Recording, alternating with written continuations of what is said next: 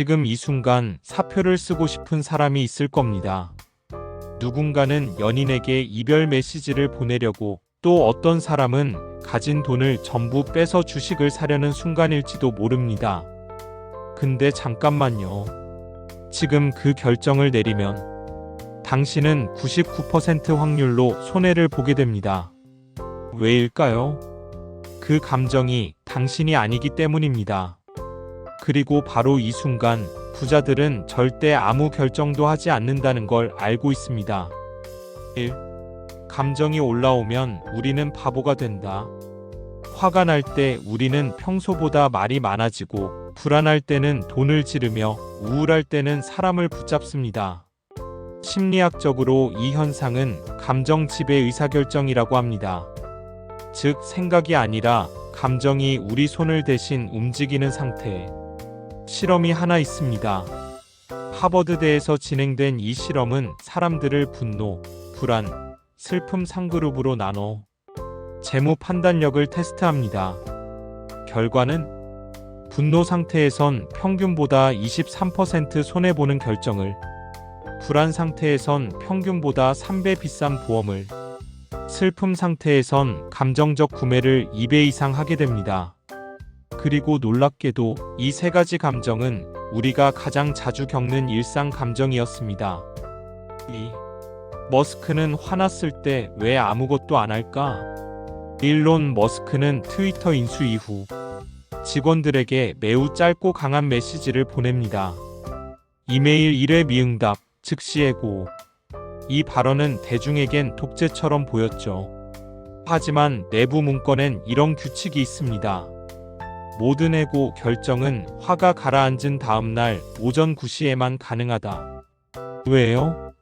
머스크가 직접 말합니다. 나는 분노 상태에선 최고의 판단을 내릴 수 없다. 그때 내리는 판단은 진심이 아니라 흥분이다. 실제로 머스크는 내가 후회한 결정 10개 리스트에서 8개가 모두 감정이 고조된 순간에 내린 결정이었다고 고백했습니다. 3. 감정이 폭발하면 2개의 뇌 중 하나가 꺼진다. 뇌과학으로 보면 이건 더욱 명확합니다. 우리 뇌에는 2개의 시스템이 있습니다. 감정을 빠르게 처리하는 편도체 시스템, 이성적으로 생각하는 전두엽 시스템. 문제는 감정이 강할수록 전두엽이 마비된다는 것. 즉, 화가 나면 우리는 생각하는 뇌를 잠시 꺼버리는 것과 같다. 스탠포드 대학 연구에 따르면 감정 고조 시 인간은 평균보다 38% 더 불리한 거래를 한다고 합니다. 그 이유는 간단합니다. 판단을 멈추고 감정에 반응했기 때문입니다. 4. 젠슨 황의 10분 침묵 원칙. 엔비디아 CEO 젠슨 황은 회의 중 감정이 격해질 경우 절대적으로 지키는 규칙이 있습니다. 회의를 중단하고 10분 침묵. 그는 말합니다. 감정은 10분이면 식고 판단력은 10분 뒤에 돌아온다. 그 10분 동안 아무도 말하지 않습니다. 누군가는 노트에 쓰고 누군가는 눈을 감고 정리합니다. 그리고 10분 후 감정이 빠져나간 자리에는 냉정한 판단만 남습니다. 이 시스템은 엔비디아를 수많은 위기에서 구해냈고 지금의 AI 패권 기업으로 만든 조용한 엔진이었습니다. 5. 워렌 버핏은 왜 다이어리에만 적고 결정은 안 할까? 버핏은 말합니다. 화날 때 투자에 대해선 아무 생각도 하지 않는다. 그땐 그냥 내 감정을 종이에 적는다. 그가 사용하는 다이어리 이름은 스노우볼 다이어리. 그 안에는 수많은 투자 기회들이 적혀 있지만 감정이 가라앉고 48시간이 지난 후에만 열람 가능합니다. 그는 단언합니다. 내가 감정으로 내린 결정 중 후회하지 않은 건 단 하나도 없다. 그리고 그의 포트폴리오는 화났을 때 아무것도 하지 않기만으로 평균 수익률을 2배 이상 끌어올렸습니다. 6. 피터 틸 감정 대신 시뮬레이션으로 선택한다. 페이팔 공동 창업자이자 전설적 투자자 피터 틸은 결정할 때마다 이 질문을 자신에게 던진다고 합니다. 지금 이 감정이 내게 사라졌다고 가정하면 나는 여전히 이 결정을 내릴 것인가? 그리고 나서 종이에 써봅니다. 감정이 빠진 나의 시뮬레이션. 이 감정 제거 훈련을 통해 그는 혼란스러운 순간에도 가장 논리적인 길을 선택할 수 있었습니다. 7. 왜 우리는 항상 감정의 시간에 결정하는가? 심리학자 데니얼 카너먼은 말합니다. 인간은 불편한 감정을 빨리 해소하려는 존재다. 즉, 화가 나면 그 감정을 끝내기 위해 바로 무언가를 한다. 불안하면 카드부터 긁고, 외로우면 전화를 걸며, 슬프면 이를 때려친다. 하지만 부자들은 반대로 생각합니다. 감정이 만든 충동을 해소하는 게 아니라 그 충동을 지켜보는 연습을 한다. 이것이 바로 부자와 우리 사이의 결정적 차이입니다. 8. 감정에서 결정까지 3단계 시스템 만들기. 지금부터 당신도 부자의 결정 시스템을 만들어야 합니다. 3단계 감정 보류 시스템. 1. 감정이 올라왔을 때는 무조건 기록. 2. 최소 24시간 보류 원칙. 3. 감정이 사라진 뒤에도 남아있는 결정을 실행. 이 시스템은 감정을 없애는 것이 아니라 감정이 당신을 대신 선택하지 못하도록 하는 장치입니다. 9. 진짜 부자는 감정을 무시하지 않는다. 많은 사람들이 오해합니다. 부자들은 감정이 없어서 냉정하다고. 하지만 정반대입니다. 그들은 감정을 인정하고 기록하고 지켜보는 법을 배운 사람들입니다. 그래서 아무리 분노해도 슬퍼도 기뻐도 결정은 하지 않습니다. 감정은 그저 지나가도록 둡니다. 그리고 가라앉은 감정 위에 이성만 남았을 때 그제서야 그들은 선택합니다. 10. 부자들은 지금 기분보다 미래의 후회를 먼저 계산한다. 한 연구에서 두 그룹에게 이렇게 물었습니다. 지금 이 선택을 하면 기분이 좋아질까요? 내일 이 선택을 떠올릴 때 후회할까요?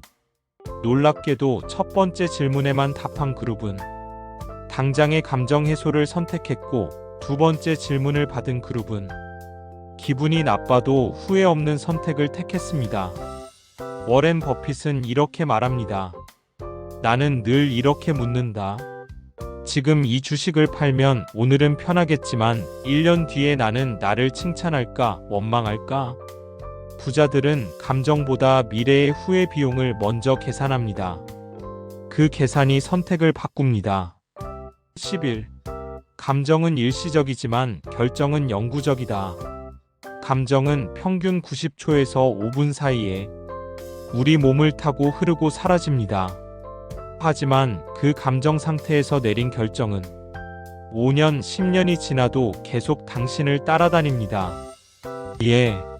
순간 욱해서 말한 한마디. 화가 나서 보낸 이직 이메일. 실망해서 접은 사업 아이템. 불안해서 저가에 팔아버린 주식.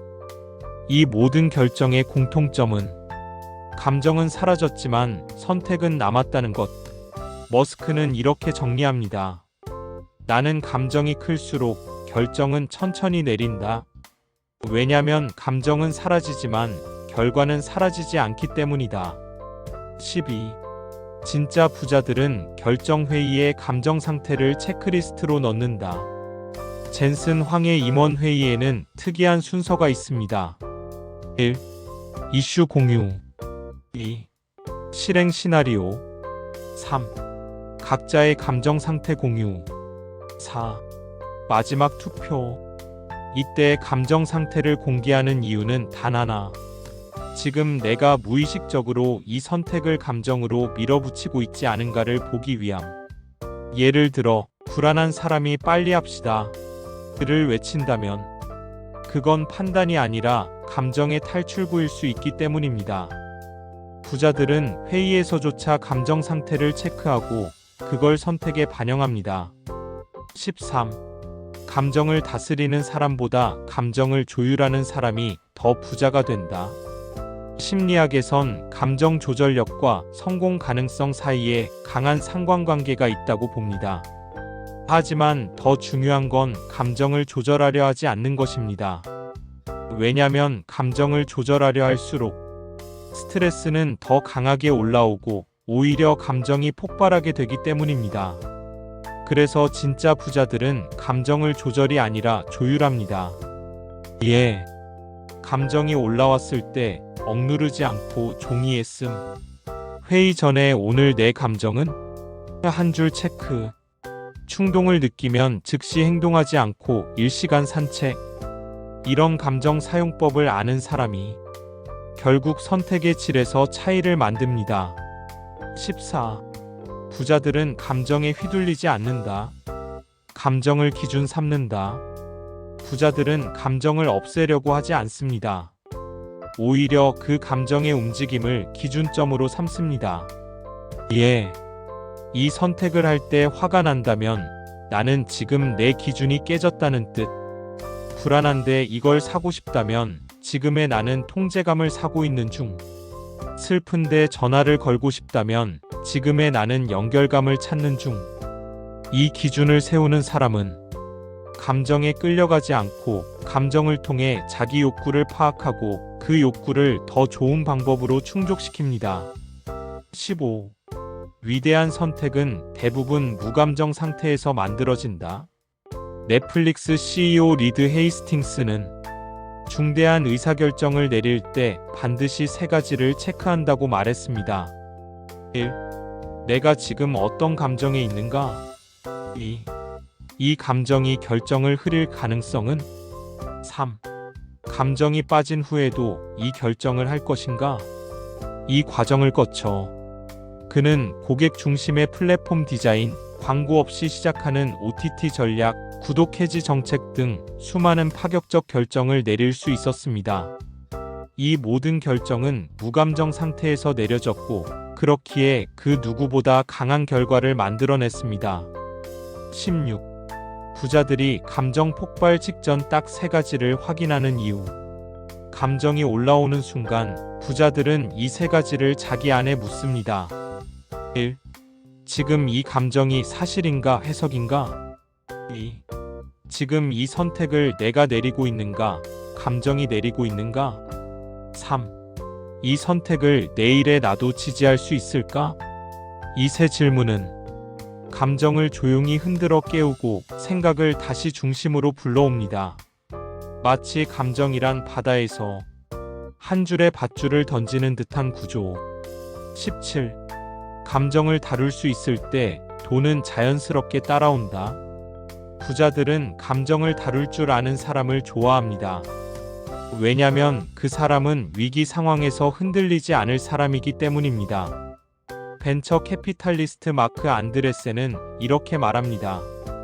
나는 돈이 아니라 감정을 다룰 줄 아는 사람에게 투자한다. 그 사람은 결국 돈도 잘 다루게 되니까. 결국 돈보다 감정을 통제하는 사람이 부자가 될 확률이 높습니다. 18. 감정의 순간 결정이 아니라 관찰부터 하라.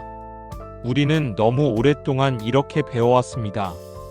빨리 결정하라. 결단력이 중요하다. 머뭇거리는 자는 실패한다. 하지만 그 말은 절반만 맞습니다. 감정이 올라온 순간엔 결정보다 중요한 건 관찰입니다. 지금 왜 이런 감정이 들지? 그 감정은 어떤 기억에서 나왔지?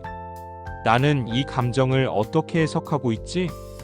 이런 관찰이 결정의 품질을 다르게 만듭니다. 그게 바로 부자의 시작점입니다. 19. 부자들이 감정을 기록하는 3가지 도구. 지금부터 실전 루틴입니다. 부자들이 실제 사용하는 감정 기록 도구 3가지를 알려드립니다.